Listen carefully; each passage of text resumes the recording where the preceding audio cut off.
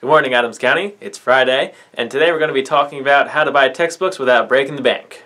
As I'm sure many of you have heard from friends that you might have in college, textbooks are very expensive. There's a study done that showed that the prices of textbooks from 1977 up to present day increased by 1,040%. That's roughly 3 times the amount of inflation that you've seen over the same time period, which means that textbooks have gone astronomically more expensive than you should expect to see based on inflation. And if you want to learn more about that type of thing, check out Crash Course Economics. You can find a link here for that.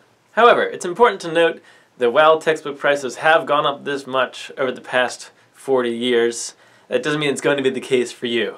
It all comes down to where and how you buy your textbooks. There's an easier way to get high quality textbooks without having to spend all of your money that you have ever gotten in your life. I'm going to go through a couple tips to help you figure out the best way for you to buy textbooks. Tip number 1. Okay, so the first tip is that you don't always want to buy your textbooks directly from the college's bookstore. Oftentimes these prices are going to be higher than other places that you might be able to find the same textbook. When I was in college, I would oftentimes use Amazon or Barnes & Noble to find comparative rates to see which place had the best offering for the textbook that I was looking for. However, some other sites that you can use, I'll put the links all over the screen and also down below, are Chegg, Amazon, Barnes & Noble, Half.com, and Bookfinder. Bookfinder is really great because you can type in the book title, the author, or the numbers that differentiate books from each other, and it'll show you all these different sites, and it'll show you which sites have the best rates for the book, so you can find out which place is going to be the best to buy it from. So I definitely recommend checking out all of these sites. Again, links all over for those and down below. Number 2. Alright, you also want to try maybe renting your textbooks instead of buying them at full price.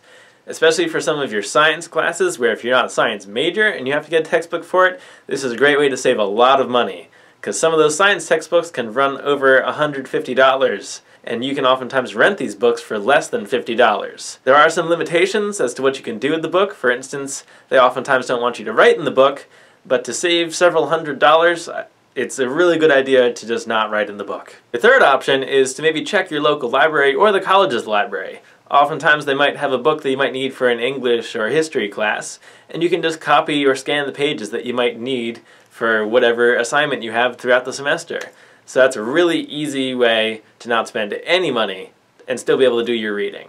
Another option is that you can just share your textbook with a friend. Maybe split the cost for buying it if you wanted to get a new copy, and so that way it is half the price that you would normally have to pay. I mean, you obviously will have to coordinate your schedules and make sure you both have it when you both need it, but it could be a really good way for you to efficiently get a textbook. If you're taking a class that a friend of yours has already taken, see if you can get the textbook from them. That's another really great way to get some free textbooks, because hopefully your friend won't make you pay for it.